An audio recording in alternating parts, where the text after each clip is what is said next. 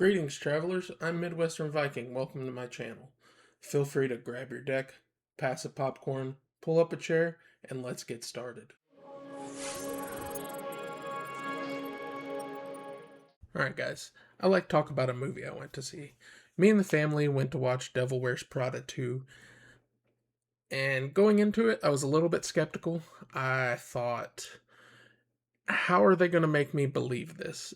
And as a side note, just a few weeks ago, I watched the first Devil Wears Prada for the first time with my family, and I loved it.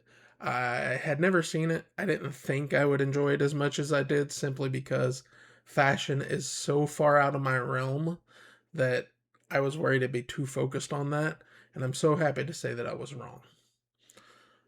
But they kind of crushed that skepticism right out of the gate.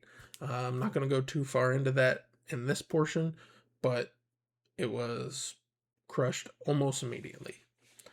Overall, I thought the movie was fantastic. The soundtrack really felt like a soundtrack that belonged with like a fashion oriented movie. And this is from an outsider. I don't know exactly if that's correct. If you are a fashion person and you disagree with, please let me know. Um, the characters, I'm perfect. I love them so much. Just like the first movie, I don't think they could have done better. What else was there? Overall, it was really fun. Uh, and most of all, it had heart to it. And what I mean by that is it felt genuine. From front to back, top to bottom, it felt like a labor of love.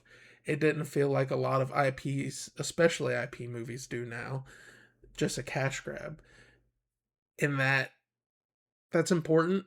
I really like originality and not just trying to make a quick buck to make a quick buck's sake. It felt like a labor of love. I can't emphasize that enough. So, overall, I think it's a fantastic movie. If you're on the fence or just trying to find a flick, I recommend checking it out. So, that's my general thoughts about the movie.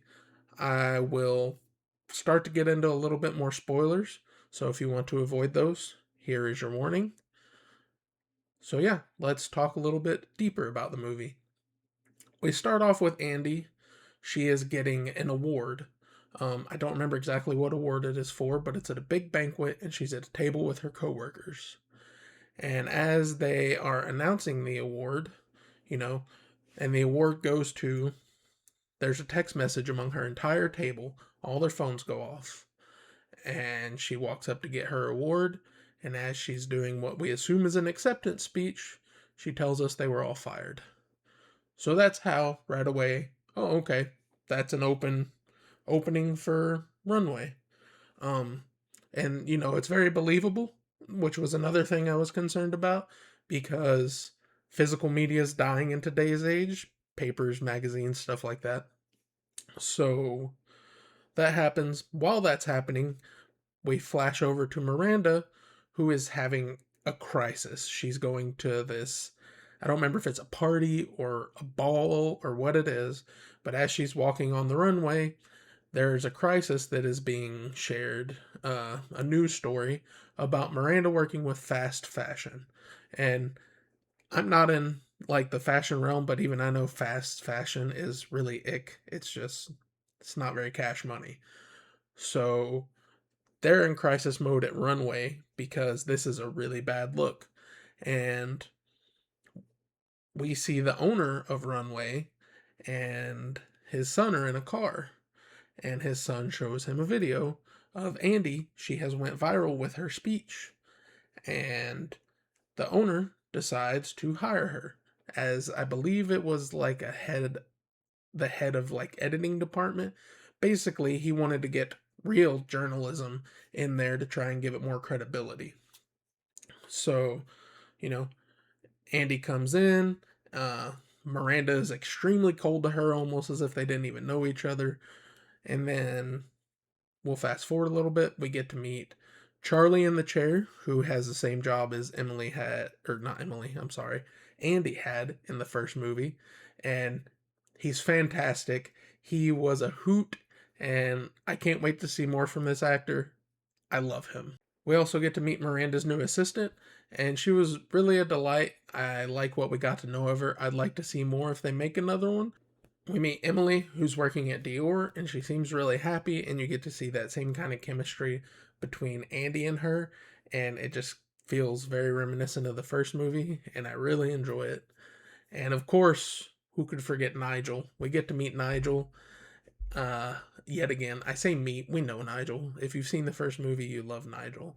And the chemistry between Nigel and Andy is still there. It is wonderful.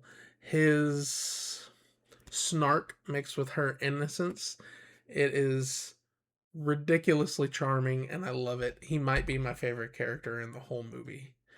Um, so basically, Andy is trying to build up the reputation of Runway again, and she's doing real investigative kind of journalism pieces, and it's not really taken off with people. Then she has to get an interview from somebody who hasn't had an interview in years. And this character's played by Lucy Liu, and she works her butt off, does all these things, and finally gets the interview and kind of gets the respect back in Runaway from Miranda and so on and so forth.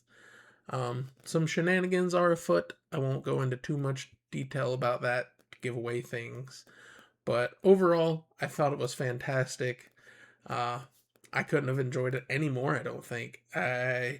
From beginning to end, I thoroughly enjoyed it. There wasn't a moment I was bored. Uh, there wasn't anything I disliked at all. I I genuinely kind of love this movie.